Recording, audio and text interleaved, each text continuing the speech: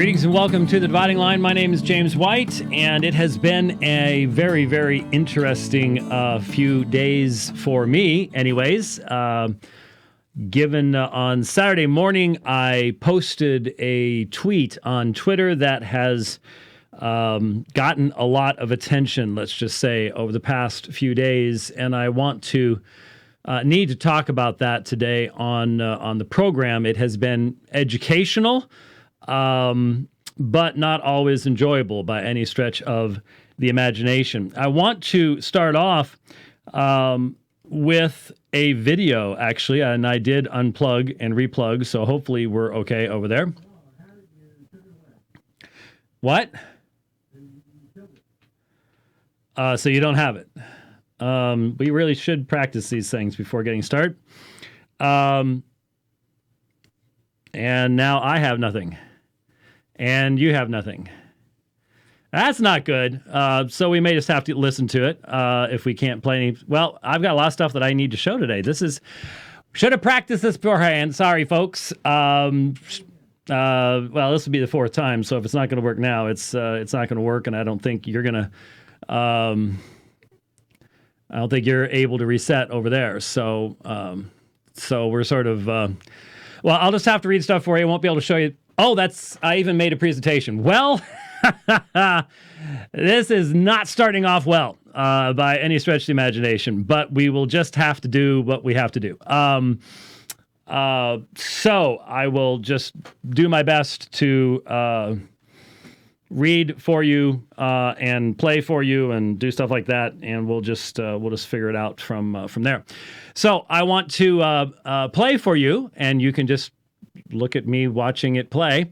What I think is a very important video from Prager University, and it addresses a lot of the issues that are important in analyzing what we're facing today in our culture and in the church as a whole. And so let me just go ahead and play this. And like I said, I wish you could see it, but we can't do that today. So here is the audio. What are the 5 biggest issues facing blacks in America? Here's my list. Problem number 5, the victim mentality. Nothing holds someone back more than seeing himself as a victim. Why? Because the victim is not responsible for his situation. Everything is someone else's fault. And the victim sees little chance of improving his life. How can he get ahead if someone is holding him back? All this makes the victim unhappy, frustrated, and angry. This is how too many blacks see themselves, as victims. So much so that their victim status becomes their primary identity and their ruling ideology. I call it victimology. Unfortunately, many black churches preach this victimology. Many black parents pass it on to their children. Inner city schools teach it to their students, and the black media reinforce it. Meanwhile, the NAACP and other black grievance groups fundraise on it. Problem number 4, lack of diversity. Blacks repeatedly demand an honest dialogue or debate about race. But how can there ever be an honest dialogue about race between blacks and whites when there is virtually no honest dialogue between blacks and blacks? It's hypocritical. And if a black doesn't think whites are ultimately responsible for black people's problems, they're labeled a sellout, Uncle Tom, or race traitor. As long as this type of groupthink exists, race reverence of the Al Sharpton, Jesse Jackson type will continue to be celebrated, while independent black thinkers such as Professors Thomas Sowell and Walter Williams will be shunned. The honest race dialogue and debate that first has to happen is not between blacks and whites, but between blacks and blacks. We demand diversity from others, but need to practice it ourselves where it really matters, in thought, opinion, and even political affiliation. Problem number 3, urban terrorism. As just about everyone knows, but too few talk about publicly, in majority black cities, violent black-on-black crime is rampant. A Department of Justice study from 1980 through 2008 revealed that blacks accounted for almost half of the nation's homicide victims, 47.4%, and more than half of the offenders, 52.4%, all while being 13% of America's population. The Tuskegee Institute conducted a study of all known lynchings of blacks that occurred between 1882 through 1968. During this 86-year span, which is essentially the post-Civil War era up to the Civil Rights era, 3,446 blacks were reportedly lynched. Presently, black-on-black murder eclipses the number of blacks lynched over the course of 80 years, roughly every 6 months. Unbelievably, the culpability for this disproportionate amount of mayhem actually lies with a menacing 2 to 3% minority within the black populace. I call them urban terrorists. And since they're literally spawned from problem number 2, the black community protects them. Problem number 2, proliferation of baby mamas. The disintegration of the nuclear family has led to an astronomical increase of single mother households. According to the Moynihan Report, in 1965, nearly 25% of black children were born to unwed mothers. The report's author, Daniel Patrick Moynihan, said this was a disaster in the making. He was, of course, vilified by so-called black leaders and their progressive allies. But he was right. Today, the out-of-wedlock birth rate is nearly 75% and even higher in some urban areas. To be clear, baby daddies share this responsibility with baby mamas. Yet, while baby daddies are blamed and rarely shown compassion, baby mamas are rarely blamed and receive both compassion and support. This lopsided dynamic and the previously listed pathologies stem directly from the number one problem facing the black community. Problem number 1, unquestioning allegiance to so-called progressive policies. Unwavering loyalty to progressive liberal policies is the primary reason these dire conditions persist. It both makes them possible and perpetuates them. It's no coincidence that progressivism is the common thread that binds predominantly black cities where single-parent homes, failing schools, rampant poverty, and crime predominate. Look at cities like Detroit, Philadelphia, and Baltimore. They've been run by progressive Democrats for decades. If their liberal policies were at all effective, these cities should have become models of economic growth and prosperity. Instead, they're models of dysfunction. By fostering and exploiting the victim mentality, discouraging self-examination, subsidizing baby mamas, and making excuses for black thugs, so-called progressive policies don't alleviate the problems that afflict the black community. They aggravate those problems. You may have noticed that racism did not make the list. Why not? It's simple. There will be no solution to the problems afflicting Black America until more blacks recognize that the issues plaguing our community are ultimately self-inflicted. Does racism exist? Sure, but there are other problems far more serious. And waiting until there are no more races will mean waiting and making excuses forever. I'm Talib Starks for Prager University. Now, if you simply move forward from where he stopped, because that was not a theological analysis. By common grace, puts its finger on all sorts of important things. It puts its finger on the groupthink. The fact that studies have shown that over the past number of years, 92 to 98% voting record unanimity. You have the group where you're not allowed to think differently. And we've watched it. He gave some terms that are used for black people who dare to stand up and say, hey, these are the things we need to be looking at, and do not follow the narrative that has been fed into the community by the leftists, by the progressivists. And we know the other terms. Just a few months ago was Dr. Anthony Bradley of King's College referred to black men who would not repeat and parrot the narrative as Oreos. Dr. Eric Mason at was that the Martin Luther King 50 or the T4G? I forget which one. They're so close together. Talked about people who are black on the outside, white on the inside. There are other terms that are used regularly. Just yesterday, I saw a scholar attacking Samuel Say, saying that he's self-loathing, that he hates his people for daring to say what he said in his article, which, again, was just simply an honest identification of the problems.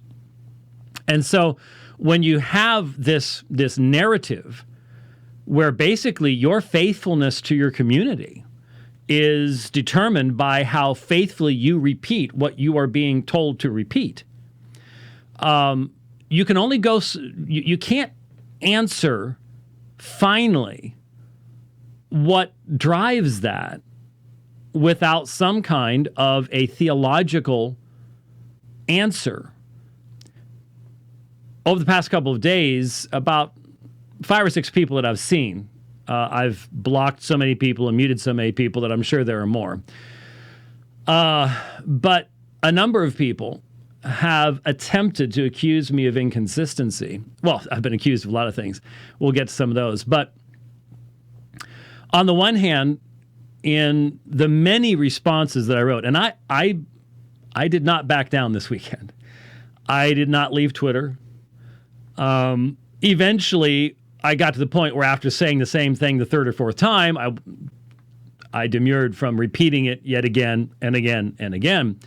But I did not back down because this is not an issue upon which you can back down without compromising core principles.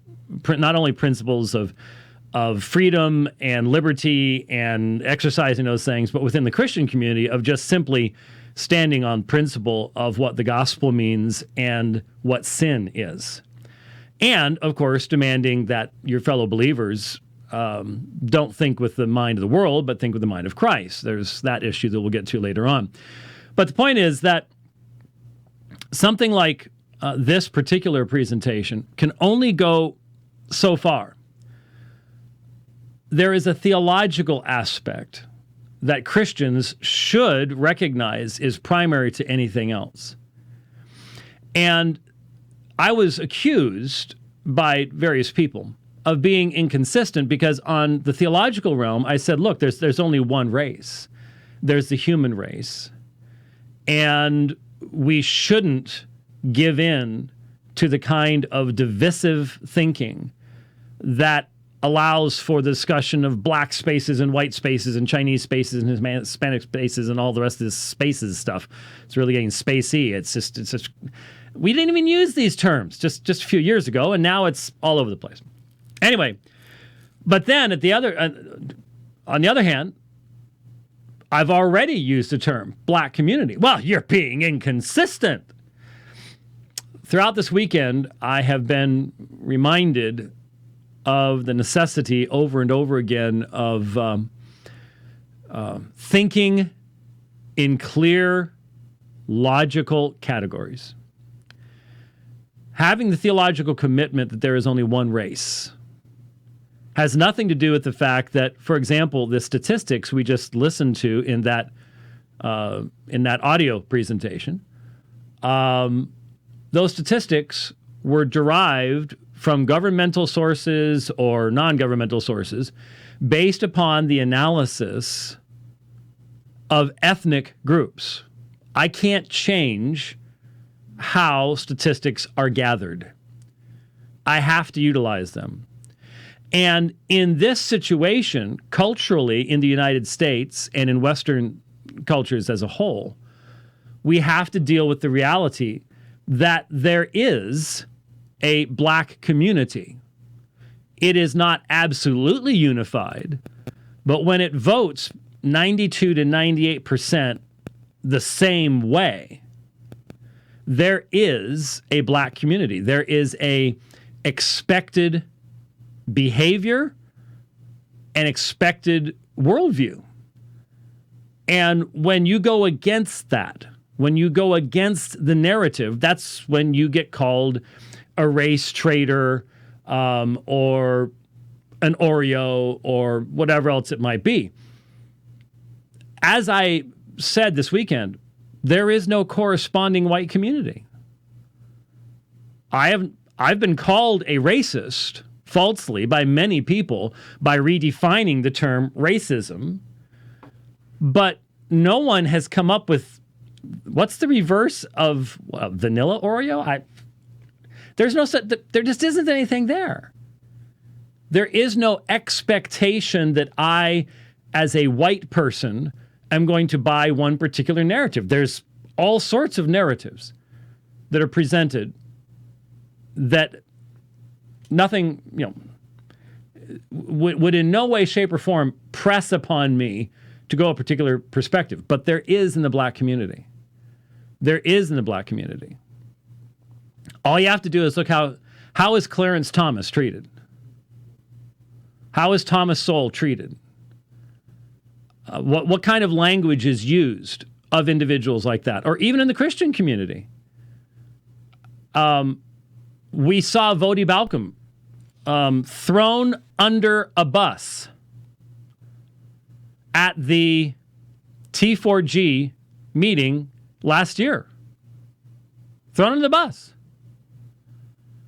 And why?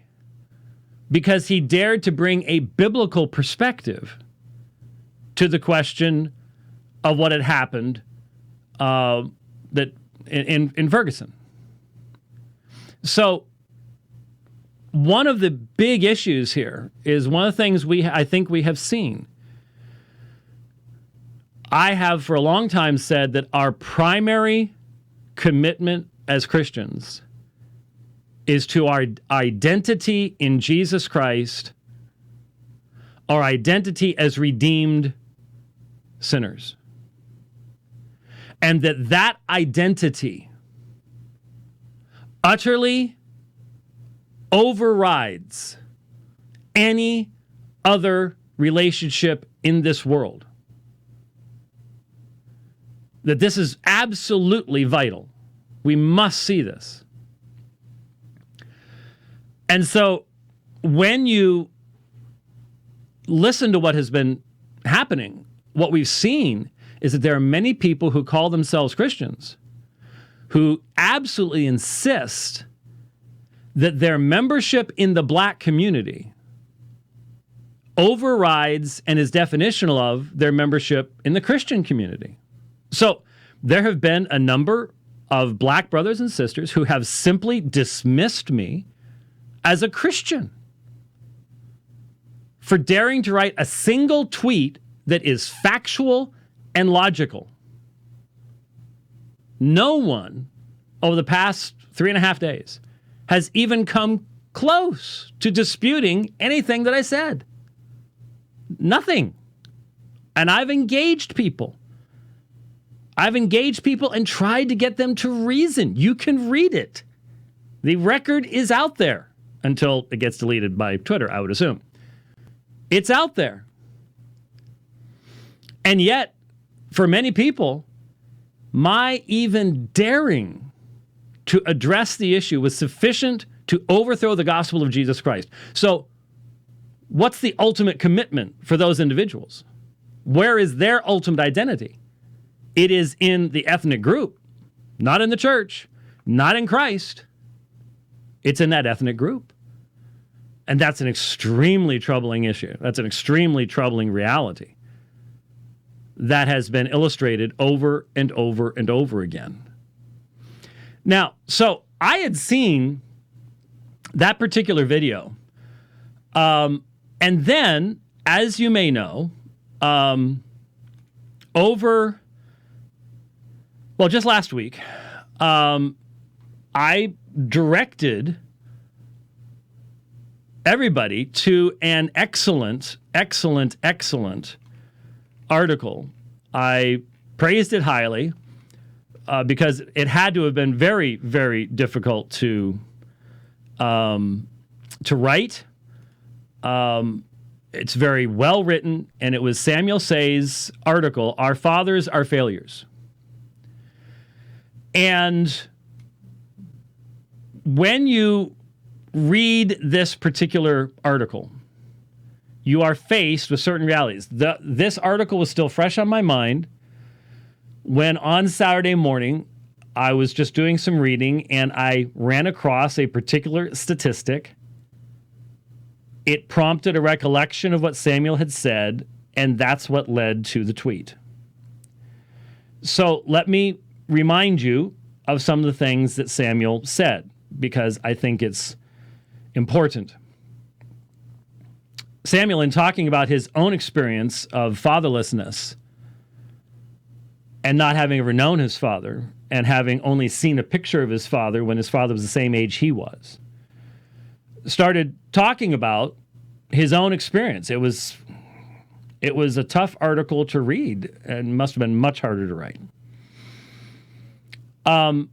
He writes, children raised in single-parent households are 20 times more likely to develop behavioral problems, 9 times more likely to not graduate from high school, and 2 times more likely to engage in early sexual activity than children raised in two-parent households. Children raised in single mother households generally receive less attention and discipline than children raised in two-parent households. That inevitably creates behavioral, educational, and economic disparities between people raised in two-parent households and people raised in single-parent households. And this explains the disparities between Black Americans and white Americans, Black Canadians and white Canadians. That's what was so insightful and useful about Samuel's article, is that he's not an American. He lives in Canada. And Canada does not have our history. And he goes through some of that discussion in the article. I won't have time to read that. America and Canada do not share the same history, particularly concerning Black people. In fact, they share strikingly different histories. But its Black citizens share the same challenges. Social justice groups in these nations maintain that these challenges are produced by systemic racism, but that's an extraordinary claim without extraordinary evidence. Now, I would suggest to you that we're getting to the point where even Samuel Say, who is Black, fully Black, even Samuel Say is running up against the border of being able to even question the social justice narrative in social media and in our societies today. The freedom to even question that narrative is disappearing, and it's disappearing quickly. He says, all indications suggest that these nations are not oppressing Black people, Black fathers are. In America, 73% of Black children are born to unmarried Black women compared to only 29% of white children born to white women. Now, one of the constant, it has been a study in the perversion of rationality to listen to responses that have been provided to myself and to the few others who have joined on the front lines of this particular subject over the weekend. It has been a study in how to twist truth, how to read into things, and basically to just say, you don't have the right to not use our narrative. You must say what we say. And so there are a lot of people that are really good at posting entire tweets or Facebook articles of irrelevant observations. Let's just be honest. This is the essence of our political debate and discussion in our day. I listen to the current Democratic candidates, and when someone actually asks them a serious question, the answer will drive anyone who is trained in logic or rationality or history insane. They know about how long they should talk, about how long their answer should be, about how many words it should have. Whether those words have anything to do with the question, whether they're rational, logical, coherent, or anything. Elizabeth Warren, oh my goodness. Oh. Ask her almost any question, and the answer you will get back will never have anything to do with what you actually said. And yet many people go, wow, that was just brilliant. It sounded wonderful. Well, it depends on what you think wonderful sounds like. If words strung together are wonderful to you, great. If you're actually looking for something that demonstrates meaningful worldview analysis, it ain't going to happen. So much of the time, the pushback was not factual. The pushback was not relevant, but the pushback felt good. It was emotionally satisfying. It used words and maybe even sometimes numbers, but didn't have anything to do with the reality. So one of the things that was said all the time, you're just saying black people are more evil than white people. Over and over. You're such a racist. A lot of black women. Facebook, Twitter. You're just a racist. You're disgusting. You're vile. Let's get you blocked. Attack him. The mob formed almost instantly. And it was a mob. It was not a group of thoughtful people. It was a mob. And mobs are not thoughtful. Mobs don't care about truth. Mobs don't care about history. And in this case, mobs don't care anything about the pile of dead black babies in our inner cities. They don't care a thing about that. Oh, they may say they do, but mobs don't care. They can't care. It's the very essence of mob behavior. And oh, they will come after you. You're just saying that white people are better than black people. There is an acknowledged, I'm not just reading Samuel's article. I'll get to another one from the Wall Street Journal, okay? There are hundreds, nay, thousands of articles available right now to anyone with the temerity to filter through all the garbage, because there's lots of garbage articles too. I mean, that's the internet. But there is so much substantiation of the reality of the existence of this statistical anomaly regarding abortion, fatherlessness, baby mamas, the destruction of the nuclear family, and how there is an anomaly in the black experience in the United States and Canada. It's a reality. It's a fact. And we're actually getting to the point in our society and in the church where you can't say anything about that. If you say anything about that, and it doesn't matter what color you are, you're either a racist or an Oreo. That's the response. It's a mob response. It's an emotional response. It's a slanderous response. But it's the only response the other side has, because the highest priority that has been adopted by these people is the continuation of the narrative. The narrative they have been convinced is absolutely central to the continuation of their community. And therefore, any questioning of the narrative is automatically to be rejected and to be vilified, to be attacked. The mob will get you, as I have now discovered. So I can read a black man saying, in America, 73% of black children are born to unmarried black women compared to only 29% of white children born to white women. And what people hear is not the fact. And instead of sitting back and going, why might that be? What are the factors involved? What are the issues involved? It's you disgusting slime ball of a person. That's sort of kind for some of the things I was called this weekend. You terrible, horrible person. Now, that is not a rational response. That is an irrational response. And if our society gets to the point where everything is irrationality, our society is absolutely doomed. Just start looking for someplace else to move. I don't know where. But this is a fact. You can ignore facts. You can rage at facts. You can get angry at facts. My suggestion to you is that if facts anger you, you are not a mature adult. You're not a mature adult. When we were kids, if our favorite team lost, we'd get angry and we'd throw a fit, and you'd get down on the ground and shake your hands and your legs and cry. And there's supposed to be a time when you grow out of that. It's a fact. They lost. Well, this is a fact. Deal with it. There'll be no solutions. And the people, including Christians, where the only solution is government, government, government. Let that huge concentration of sinners handle it. Government.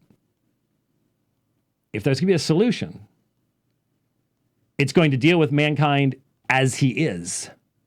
And it's going to come from the gospel. But you have to be able to identify the issues first. When we're dealing with Muslims, I make sure to teach people all around the world what the barriers to the presentation of the gospel are in dealing with Muslims. There are certain barriers that always come up, sometimes in combination, sometimes singly. We need to know what the barriers are to stopping the Holocaust of black babies. We need to know what the barriers are. If we're not even allowed to talk about them, then what you're doing, whether you want to do it or not, is you're promulgating. You're prolonging the destruction of those innocent human babies. That's what you're doing. You may not intend to do it. You may think, maybe all you ever hear is just social justice, critical theory, intersectionality, which has been all over this, including from Christians. The vast majority of the criticism that has come for even daring to address this has assumed the validity of critical theory and intersectionality. If you want to know how deeply that has now infected the church, just look at my Twitter feed. And you might say, what? A number of those people have never read James Cone. That's right, they haven't. But the professors of their pastors did. And so it has filtered down to them. And it has become a part of the way that they think. We're just, guys, we're late to this dance. We are real late to this dance. It's already so much a part of the system that, hey, God can change anything. Christ can subdue any nation. But most of the time he does that through judgment. So, anyway, goodness. Oh, but please, you want what? I'm going to try it one more time. Sure, that's fine. Rich is attempting to do computer surgery on the other side. And I'm glad you told me, because if I was trying to read when you did that, it has blanked out a few times when you've done that. So, as it did just now. So if I was in the middle of a sentence, that would be like, nothing? Let me try it on this side. You had it when? When I came in, I had it all set up. Yeah, well. It's gone? Okay. Well, we tried. All right. Now, let me go back. Sorry. I started to try to write down all the things that I need to get to today, and I realized that just simply wasn't going to happen. And I am going to forget a number of really important things that I wanted to say today. So I can't guarantee really, really, really good organization at all. But anyway. So, 73% to 29%. Despite all evidence and logic, social justice groups suggest otherwise. They claim that all disparities, including even disparities between the number of black children raised by single-parent households and the number of white children raised by single-parent households, are the ramifications of past and present systemic racism in America today. If that, however, is true, how then do we explain the nearly identical disparities between black Americans and white Americans to black Canadians and white Canadians? They didn't have a civil war, and they didn't have slavery. They didn't have the antebellum and postbellum South, did they? No. Goes on to say, and though only a rare population of black Canadians are descendant of black Canadian or black American slaves, socioeconomic disparities between black Canadians and black Americans are nearly identical. In America, black men earn 30% less than white men. In Canada, second-generation black men earn 28% less than white men. In America, though black students are only 24% of the students in southern states, they represent 50% of expelled students. In Canada, though black students are only 12% of students in Toronto, they represent 48% of expelled students. In America, though black people are only 13% of the population, they represent 23% of the people killed by police officers, and they represent 33% of prison inmates. In Canada, though black people make up only 9% of the population of Toronto, they make up 70% of the people killed by police officers in the city, and though black Canadians are only 3% of the Canadian population, they represent 9% of the nation's prison inmates. In other words, disparities between black Canadians and white Canadians are identical, and in some specific cases, worse than disparities between black Americans and white Americans. Systemic racism isn't the common denominator in these nations. The glaring common denominator and underlying factor for racial disparities in these nations are the universally high number of black children raised by single mothers in these nations. For instance, in Canada, 46% of black children under 14 years old live in single-parent households, compared to just 18% of other children under 14 years old who live in single-parent households. And in Britain, 59% of Caribbean Britons and 44% of African Britons are raised by single parents, compared to just 22% of white Britons. You seeing something here? These are the facts.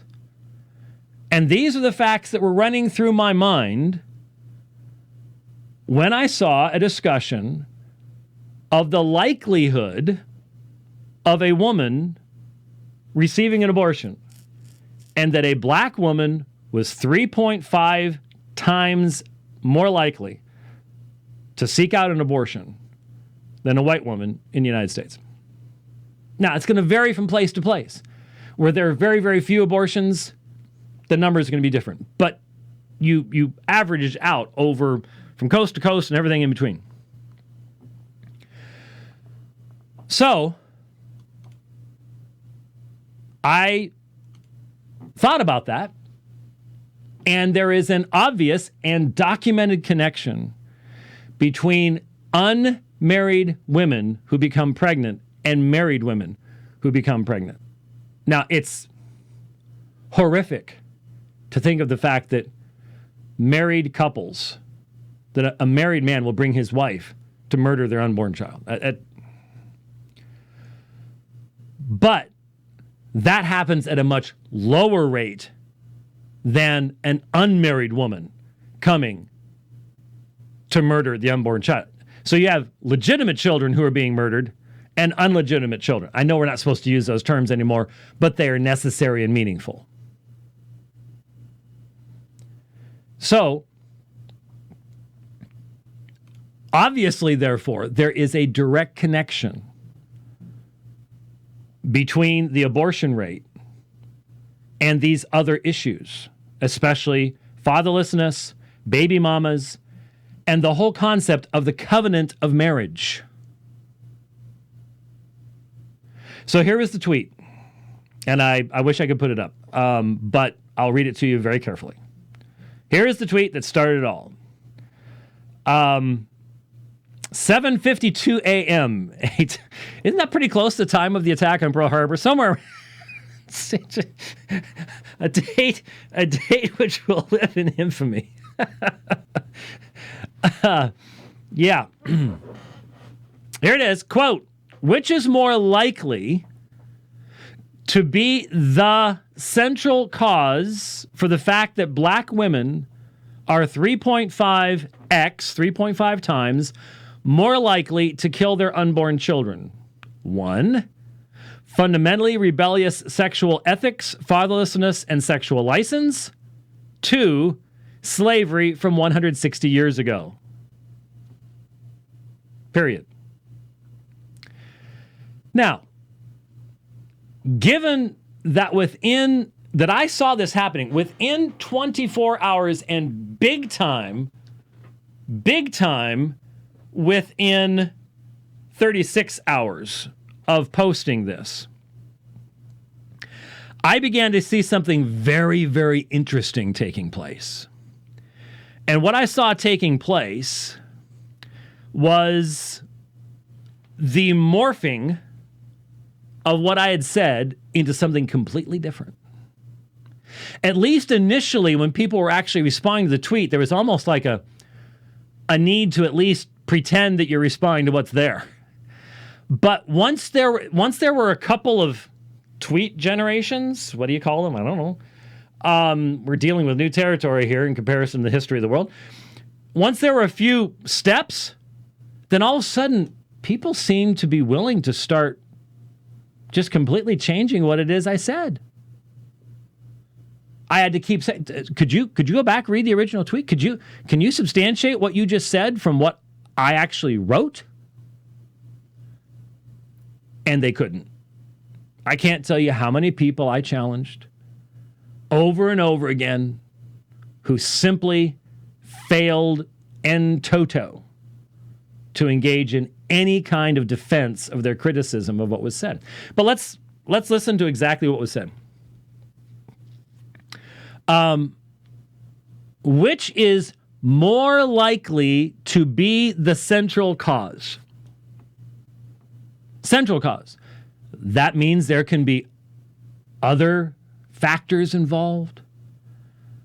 I purposefully brought up in the following discussion the reality that Planned Parenthood has targeted in a vile, racist, eugenically oriented, disgusting fashion the fact that that organization gets a dime of taxpayer money is blood on the hands of this nation that will bring judgment.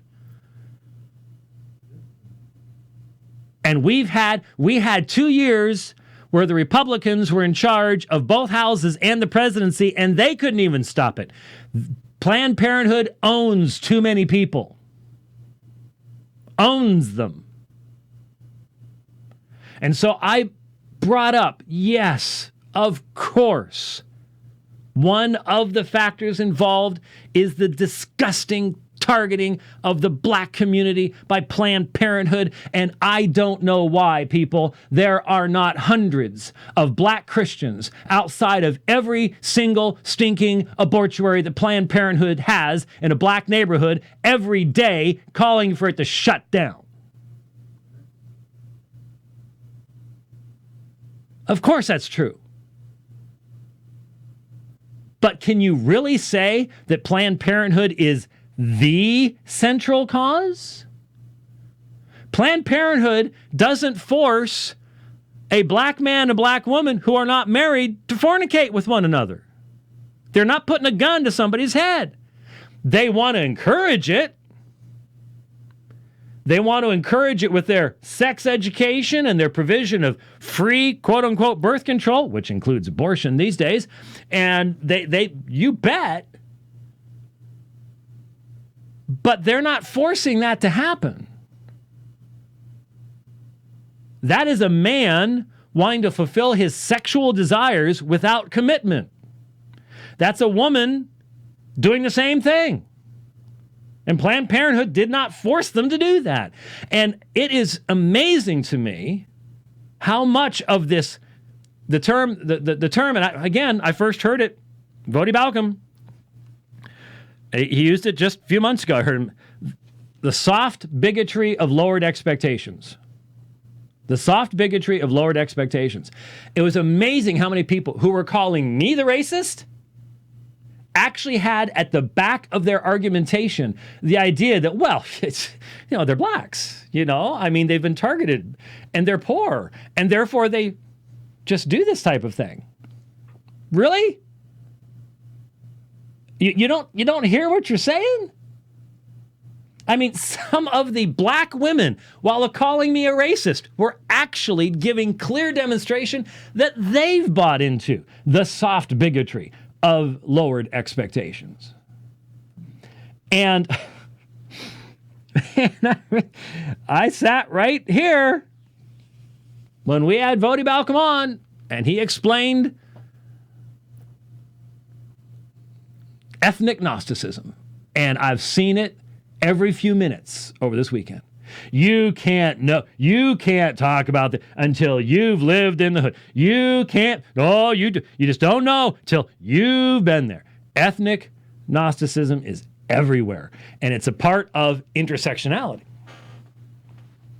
Critical theory and intersectionality is everywhere now. It's astonishing, including amongst Christians. It's just simply a given amongst non-believers. But it's becoming a given amongst Christians as well. And my friends, critical theory at its root is a fundamental denial of the purposes and intentions of the Creator himself. It is poisonous. It is not a neutral analytical tool, Southern Baptists. It's poisonous at its root. And to see it being imbibed and then employed as a weapon. Wow. So, the question was intended to help people think through what we're hearing these days. Because whether you know it or not, there are people who do specifically make the argument. They specifically make the argument that what we're seeing today, the broken family, and of course our society is trying to completely redefine the family. Have you noticed something? They don't make a lot of progress in the black community. There's good common sense there. It's normally white folks that are doing that kind of silly stuff. But people knowing that they shouldn't be doing what they were doing, do it anyways. Fatherlessness, baby mamas, no commitment in sexual activity. Is that, and people said, well, you're just so insensitive. 280 characters. And people wanted somehow, and this is really just a veiled way of saying you shouldn't talk about this. Just let us deal with this. Well, how's that going? How's critical theory and intersectionality go? How's that working out? Gonna be all fixed soon, right? No. That's really what it was all about. You're just the wrong color, wrong age, don't want to hear from you. Okay. But you should be more sensitive, you see. You should be more sensitive to offending people for whatever reason. Adults are only offended by things that should be offensive, that are based upon a meaningful moral and ethical framework. This perpetual outrage that we experience today is not for mature adults. It's certainly not for Christians. But you should be more sensitive. So you should have a higher priority of offending people's feelings than the deaths of those babies and the destruction of the women's lives that comes with it. Gotcha.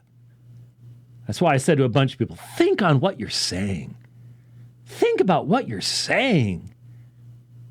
Don't just go with the flow. Don't just go with the group. This groupthink is absolutely destructive.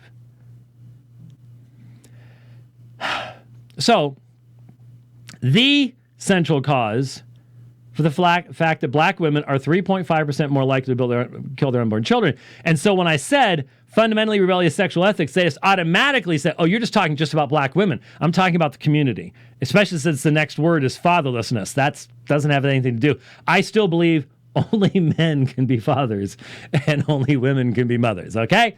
It was it was bad enough.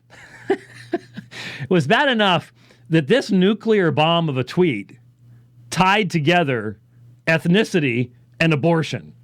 Oh, let's not bring transgenderism into this, or the entire universe will melt down. It's done. We just can't go there. So, I was talking about the community. The community that exists for lots of different reasons. And if you want to trace the origin of the community back to at least having something to do with slavery, I would agree. Because the community had to come together for survival, especially after the emancipation. So I would agree. The community, But you see, that happens with any minority. There are always minority communities when you are a minority. But what has happened, and this is where, and this, thankfully, it did come out, and I have been contacted by a few people who have expressed their thanks, not only for standing firm, but seeing what's going on here and learning from it. There are, to make the slavery argument, you have to be able to trace direct causation through history. The reality is, at the beginning of the last century, the black family was in good shape. The black family looked like other minority groups in the United States. Chinese, for example, Irish. Similar numbers. The nuclear family had not been destroyed. So if slavery of necessity destroys the nuclear family, it should have destroyed the nuclear family 50 years after it ended, not 150 years after it ended. You have to explain why, if it didn't destroy the nuclear family 50 years afterwards, it started to 90 years afterwards or 100 years afterwards. There's a huge barrier to that argumentation. The second barrier to that argumentation comes from Samuel Say's article. You have the same situation going on in Canada without slavery. So are you literally saying that in the American situation, slavery is the central cause for the fact that black women are 3.5 times more likely to kill their unborn children, though you cannot trace it through the earlier part of the century because it didn't have that effect then here in the United States, and you have to come up with a completely different explanation for Canada because there wasn't any slavery there to be the straight-through cause. That's two barriers. I can't tell you how many people I challenged in that. Not a one of them. Every single one of them just spun off into, yeah, but this over here, and yeah, but that over there. They collapsed. Talking with a woman last night. Went woke last year. Challenged her on that. What do I decide about it? That was about the level of the response. No response. There is no response. And that was the purpose of the tweet. That was the purpose of the tweet. That was its, to get people to realize what the real issue is. So, in the process, someone was kind enough to link to an article by Jason L. Riley. Now, did I mention that Samuel Say is black? Very black. There is a gorgeous picture of Samuel on the internet wearing a really nice Coogee sweater. It just goes so spot on. You weren't.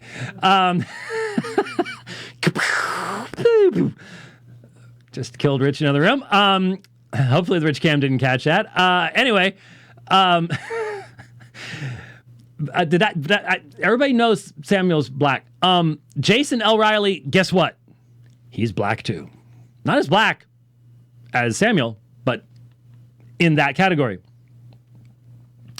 Let's talk about the black abortion rate. In New York City, thousands more black babies are aborted each year than born alive. July 10th, 2018. So less than a year ago. But before my tweet. Jason L. Riley. I don't know his spiritual background. I don't get any feeling that he is a Christian. I could be wrong. I don't know. But he says some very, very interesting things. social scientists, there's no theological aspect. That's why I don't know. Social scientists aren't sure why black attitudes toward abortion have changed. One theory is that as more blacks migrated out of the conservative Deep South and settled in other regions of the country with more liberal views on reproductive rights, their attitudes changed accordingly. Another possibility is that people with higher incomes and more education tend to be pro-choice.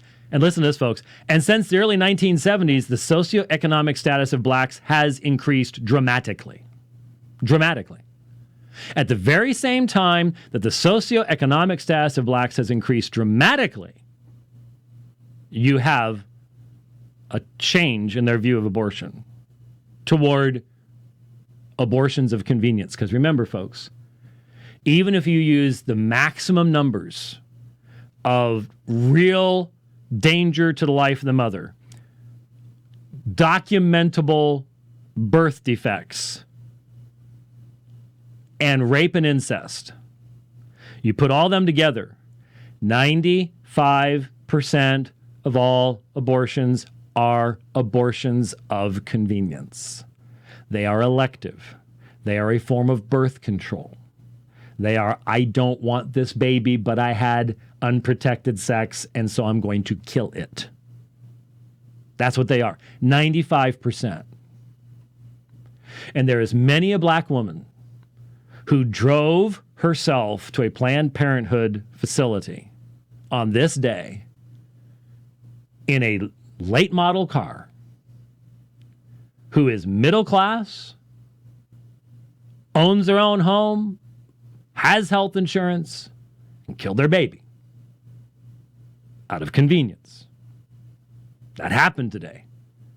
The vast majority of the times that happened today, it was simply out of convenience.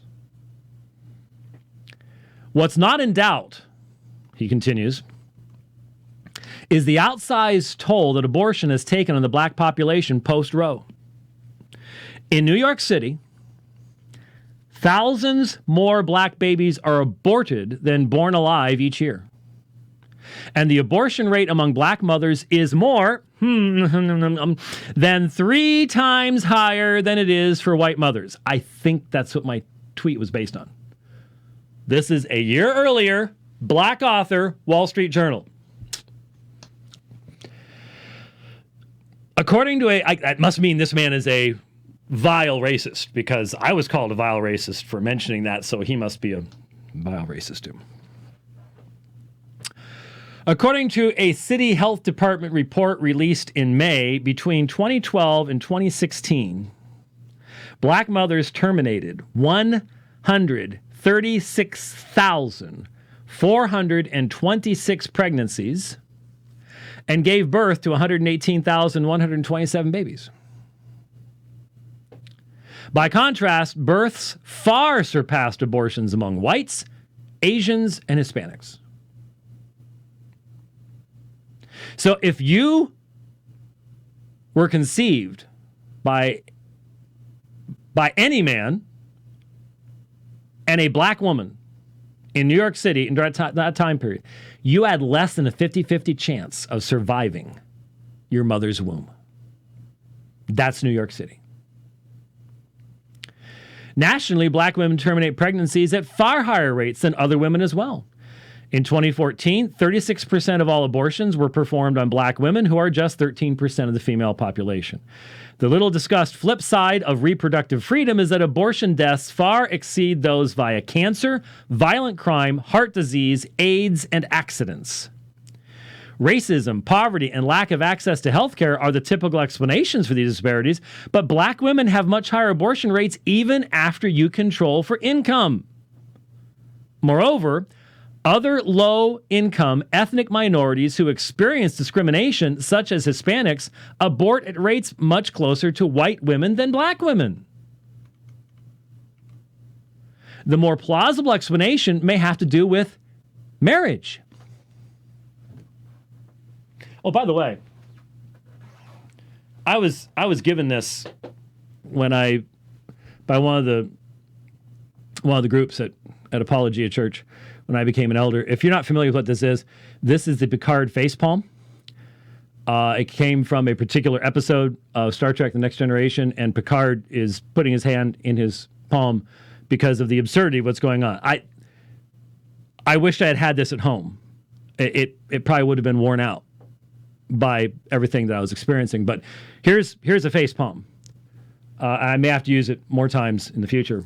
Yeah, that's what Samuel said. That's what I said. Here it's in the Wall Street Journal a year earlier. Where was the mob then? Where were you, Twitter mob? The more plausible explanation may have to do with marriage. Unmarried women are more likely to experience an unintended pregnancy, and black women are less likely than their white, Asian, and Hispanic counterparts to marry.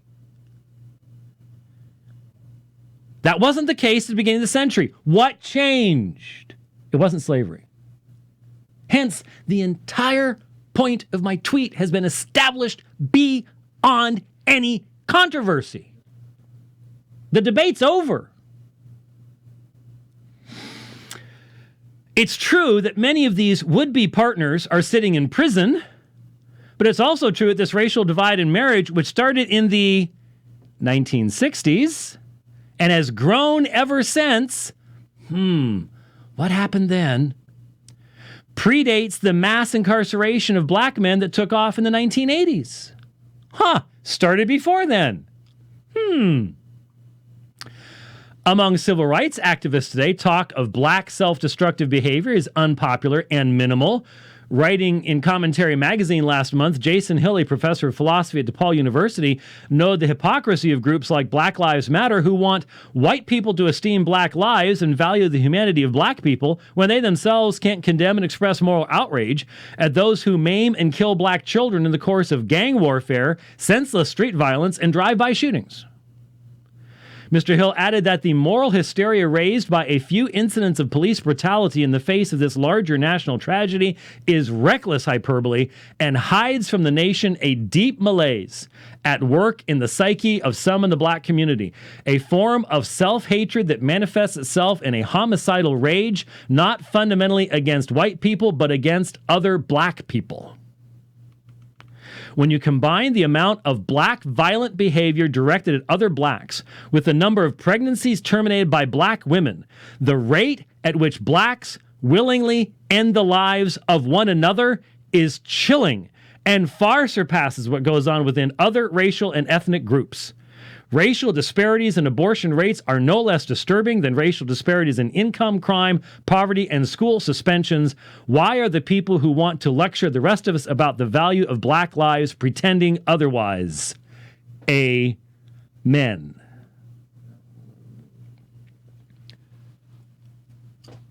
As Christians, we are supposed to look at these facts from a Christian worldview, not through critical theory, intersectionality, and some sort of cultural Marxism that's been run through the filters of Derrida and Foucault. And once you buy into that stuff, you will no longer have a distinctly, meaningfully Christian response to offer to these issues. So what was my great sin in pointing that reality out? That truly is the question. So,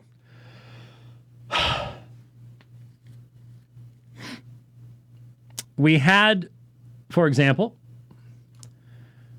Contrarian Lali down in South Africa. See, we export our foolishness to the rest of the world. And South Africa is a nation in turmoil. It's a nation in turmoil. There are people fleeing South Africa.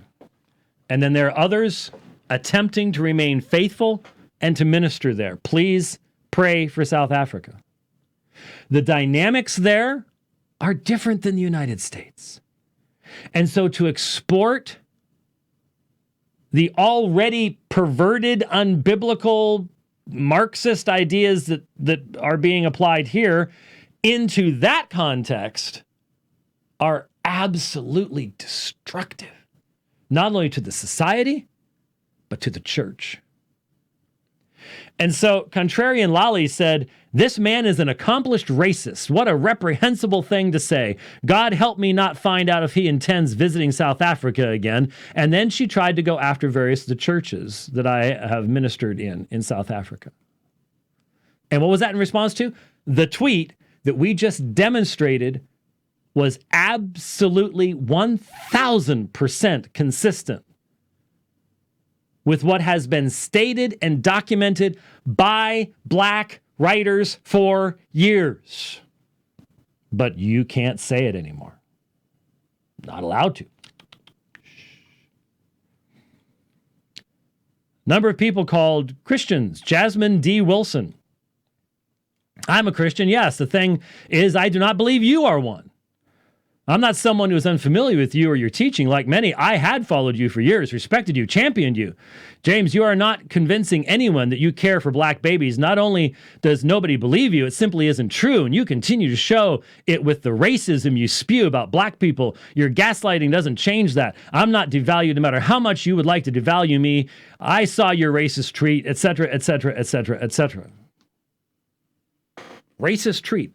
So once again, how do you come up with a racism from a factual, logical, documented, from multiple sources demonstration that the core issue in causing black women to have a higher rate of seeking abortion is not because of American slavery? How is that racist? Well, once again, we live in a day where words no longer have meaning. Wells was right. He who controls language controls the society and history. There once was a general consensus and understanding of what racism was and is. And it has been rightly condemned in our society. But now, because of critical theory and intersectionality, racism requires power. And so now we're dealing with an entire generation of people, and not just black. This woman from the picture anyways isn't black. She's white. But we have an entire generation of people who've been taught that blacks cannot be racists. I experienced a tremendous amount of black racism this weekend. Tremendous amount of it. And I did not see anyone rebuking black racism on Twitter. It was applauded, accepted, expected. It was encouraged. And on a biblical definition of racism, an animus in one's heart toward another individual that violates their status as an image bearer of God, that is dishonest about them and is prejudicial toward them, does not seek justice for them, and again, biblical justice. That was happening all the time by black people, and they were never called to repent. Because we live in a day where it has now been concluded they can't be racist, which means there is no meaningful way to define sin any longer. We now have different standards for what sin is for one skin color than another skin color, one community than another community. That's what we're facing. There's a tremendous amount of black racism. And in fact, let me give you, because I don't need to go forever on this, but let me give you some real black racism. Because in the midst of all this, what was it, 2000? Would had to have been 2007 I did my first James Cone show. Because it was before Barack Obama's election. It was during the campaign. So it was 2007 or 2008. I think it was probably early 2008. Yeah, it was during the primaries. So it was early 2008. I did my first show where I simply purchased 2 of James Cone's books and read them. Oh, wait. Marked in Kindle the quotations and read them out. Then, what? Last year, I did it again. I think when he died. So last year, when he died, Southeastern Baptist Theological Seminary had some podcasts talking about him. And I went back through and I read whole sections of James Cone. It's all you have to do. Well, in the midst of all this, and I'm sorry I can't remember who it was. It was a Thad or a Chad. I'm sorry if I don't remember. Someone posted a graphic, a picture from a paper book. And I really struggled to read it. It was very hard for me to read. The print was very small. Couldn't blow the graphic up properly on the screen. But I read it and I was blown away. And so they did mention what book it was from, which I did not have. So I bought it. By the way, if you buy this book, God of the Oppressed, and if you buy the Kindle version, it is horribly done. Someone just did not care and just threw a PDF in there, and there's errors all over the place and font differences. It just was not edited. No one, but that's what I had to do. Anyway, and so since I had the picture version, and now I had the electronic version, but it wouldn't let me copy from it, at least I was able to type out the section from the book that someone had posted. This is not from somewhere in the middle of the book. This is the conclusion of the book. So this is his final statement. Now, why am I reading this? It's real simple, folks. I mentioned this briefly before. What explains the black racism that we've seen? What explains the fact that Christians can so quickly embrace critical theory and intersectionality and start thinking this way, which is so opposed to the apostolic message and is so divisive and is so destructive? How is this happening? They're not running around reading James Cone. So how are they imbibing this? Because it has been the very milk of what has been taught in liberal leftist seminaries, and now it's coming into our seminaries too. And so as it moves out into the ministers, white and black, then it becomes a part of the narrative. It becomes a part of the sermons. It becomes a part of the interpretation of the text itself. And so it's absorbed over time. They don't have to read Cone. Cone's racism is still alive and well, mediated through that mechanism. So let me read what was posted. Like I said, I bought the book, double-checked it. This is the conclusion of the book. The God of the Oppressed. When whites undergo the true experience of conversion, wherein they die to whiteness and are reborn anew in order to struggle against white oppression and for the liberation of the oppressed, there is a place for them in the black struggle of freedom. Here, reconciliation becomes God's gift of blackness through the oppressed of the land. But it must be made absolutely clear that it is the black community that decides both the authenticity of white conversion and also the part these converts will play in the black struggle of freedom. The converts can have nothing to say about the validity of their conversion experience or what is best for the community or their place in it, except as permitted by the oppressed community itself. As is true of every member of the black community, accountability remains an essential ingredient of all who share in the struggle of freedom. But white converts, if there are any to be found, must be made to realize that they're like babies who have barely learned how to walk and talk. Thus, they must be told when to speak and what to say, Otherwise, they will be excluded from our struggle. What is always ruled out is white converts using their experience in our community as evidence against blacks, claiming that reconciliation with whites is possible.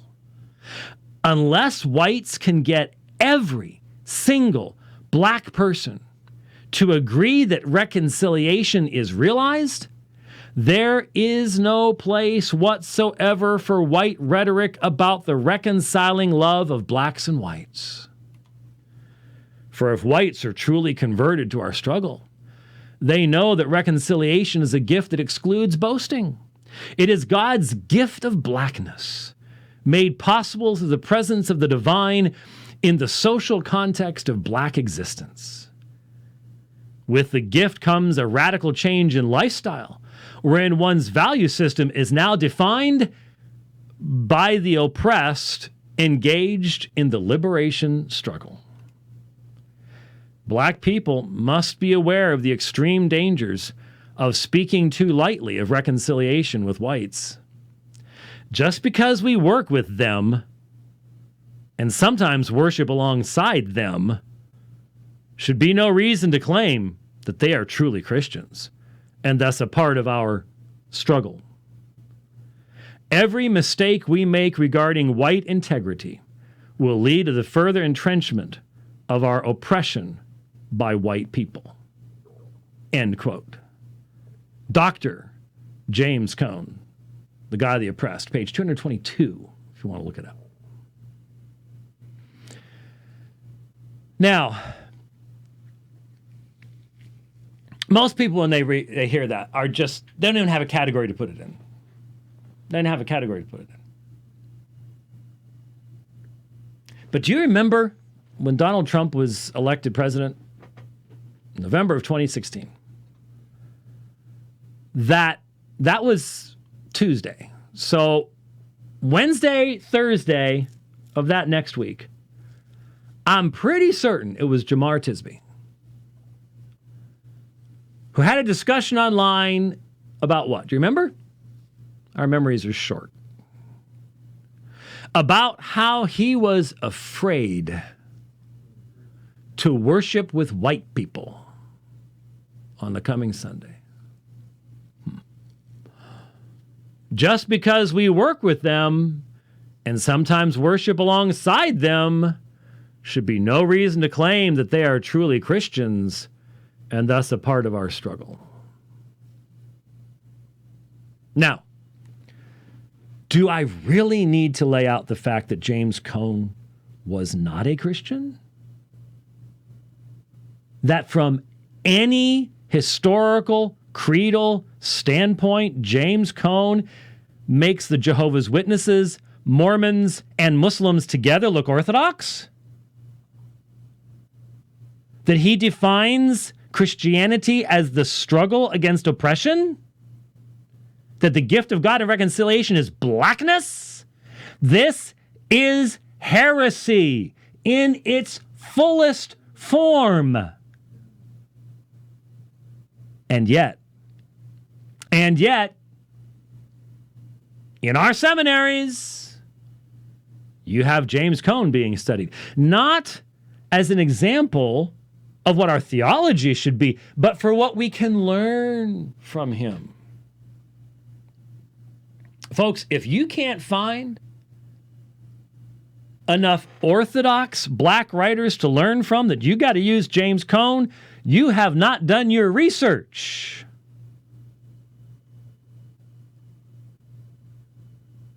I can see reading James Cone in seminary. I read a lot of heresy in seminary. I really did. But I knew it was heresy. And I treated it as heresy. And I wasn't looking for insights from it. You need to understand that oppression and the oppressed, that is the definitional essence of critical theory, which was identified as an appropriate tool of analysis by Resolution 9 of the Southern Baptist Convention. What can I say? What can I say? Isn't it obvious? You say, that's just so extreme. Yes, it is extreme. But that explains all the garbage from Jasmine Wilson. That explains why Keisha Atkinson on Facebook wrote, he's just gross. This is in regard, just as a tweet. Had zero business posting this. Thankfully, he is canceled. Him and his whole crew. Totally obsessed with black people and hardly building us up. And tell me how this isn't racist. Bye.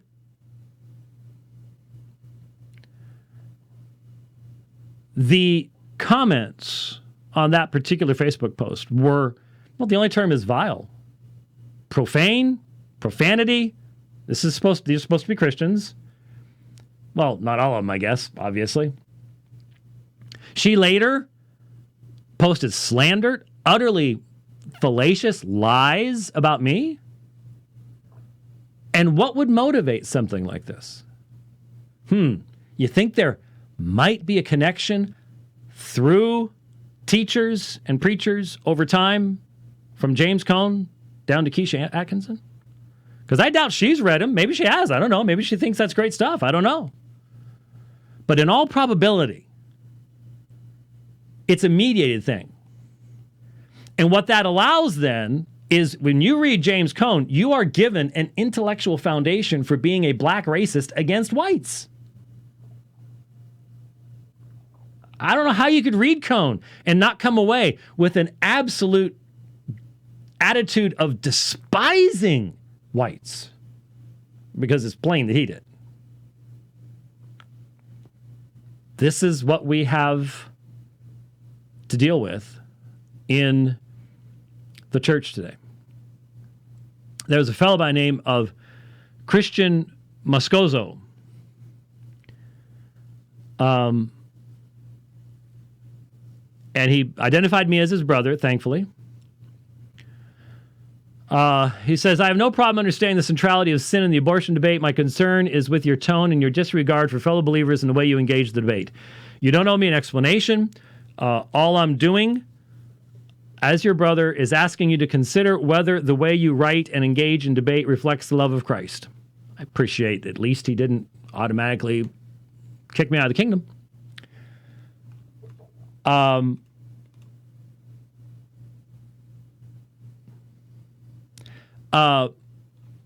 But here's my response, and I thank you for that, and reply by asking you if you have considered whether the way the apostles Paul or Peter wrote reflected the love of Christ.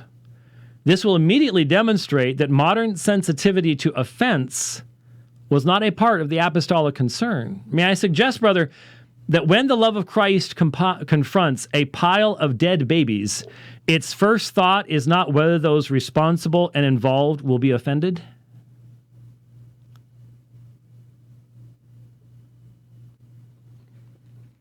I hope somebody read that and heard that. I had a graphic I was going to show you. It's that, I don't know, it's some superhero where you've got two buttons to push and he's mopping his brow because they're supposed to be, you can't figure out the one or the other. And it was James White, I do not embrace a worldview that divides on the basis of ethnic community. James White, black women are 3.5 times more likely to kill their unborn children, da-da-da-da-da-da, as if this is a contradiction. Again, like I said, that this came up like 5 or 6 times. I think people were passing around the idea, hey, you hit him with this and I'll hit him with that. And even though the first time around, I demonstrated just how utterly inane, and inane is not a compliment, the argument was. That saying that the Christian anthropology of man does not divide man up into ethnic categories in that way has nothing to do with the fact that the government provides statistics in that way. And every one of you that thought that was just a killer argument, I'm sorry. I can't even begin to have respect for your argumentation skills because they are non-existent. Utterly non-existent. I'm just looking at stuff here.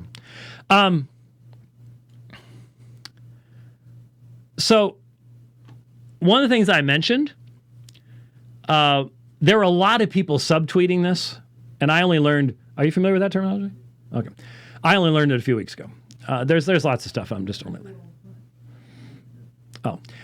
There are a lot of people subtweeting this. David Kwan subtweeted it. There were a lot of national leaders heard, it went viral.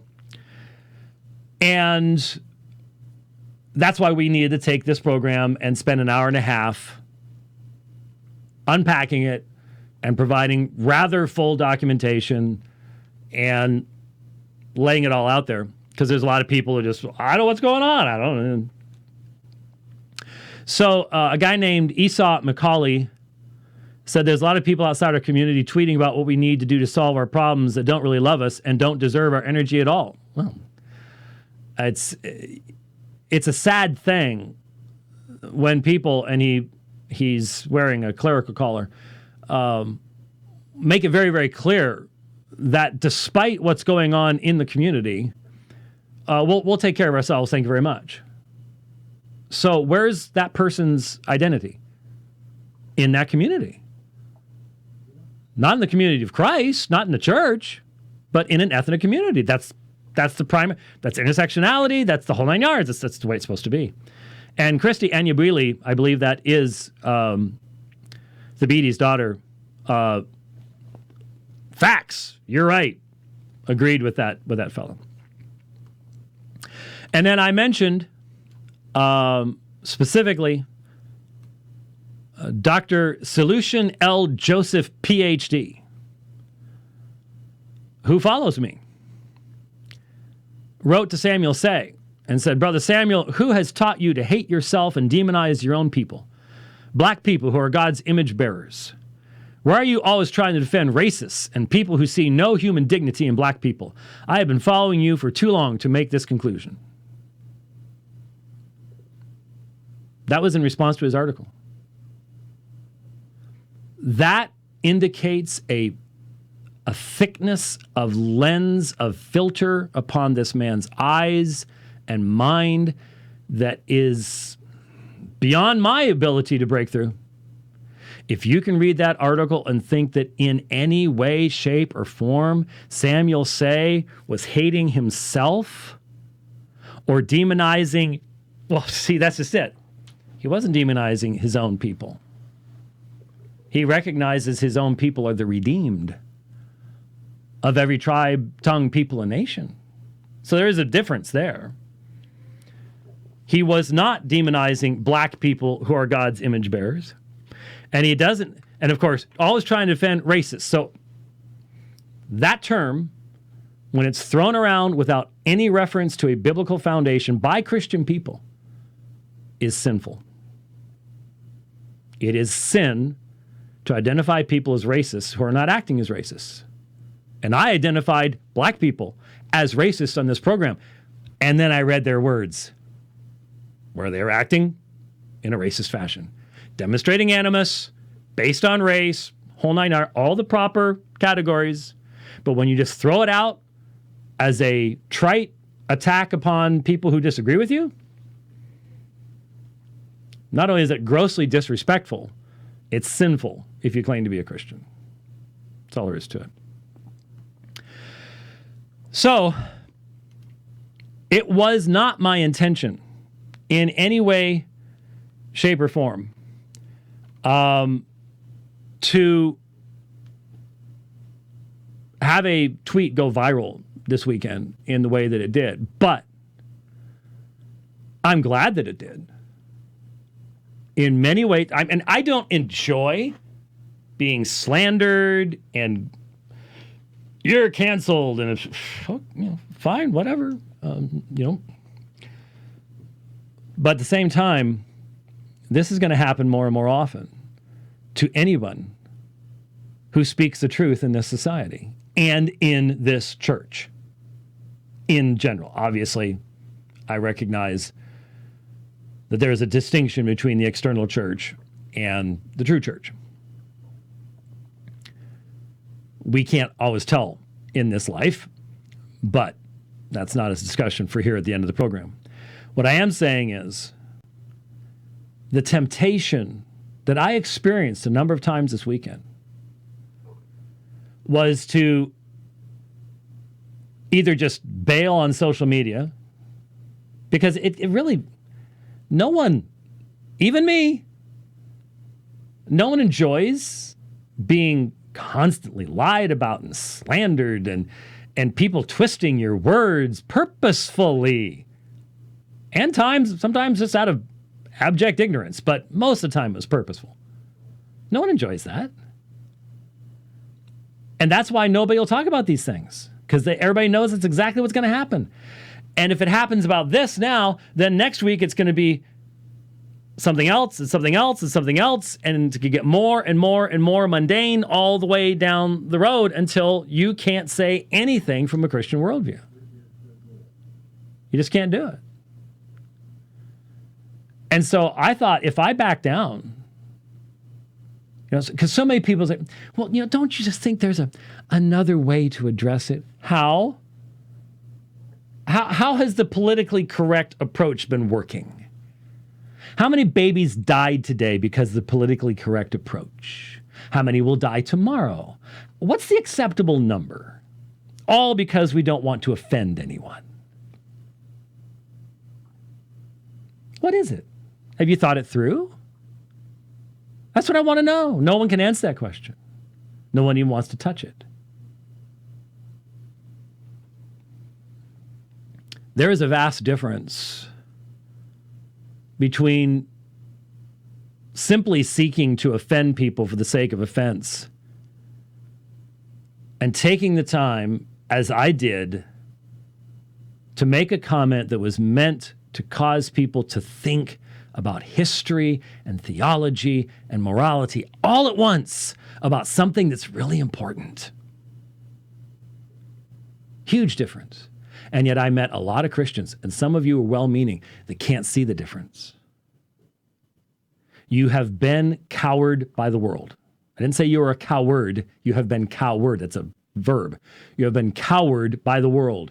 You don't want the world to be offended at what you have to say. The world will always be offended at what you have to say, because the message of the cross is to them that are perishing the very stench of death. It's foolishness and always will be. Right now, you might think that by selectively choosing what aspects of the gospel you apply to the society around you, you might get away with still maintaining some friendship with the world. Those doors will be closed before you know it. And if you are coward now, C-O-W-E-R-E-D, if you are cowering in front of the world, because I don't want to offend anybody, eventually you will realize that all of your opportunities to have spoken anything that will have eternal value and meaning are gone. They're gone. That means we will have to stick together. We will have to support one another. Because this isn't going to go away. This isn't going to go away. Would I have rather done a Bible study today, done something about Islam? Had to deal with the issue. Hopefully did so clearly. Hopefully did so in such a fashion as to encourage others to think biblically to the glory of Jesus Christ, who is King of Kings and Lord of Lords. Thanks for listening to the program. We'll see you on Thursday. God bless.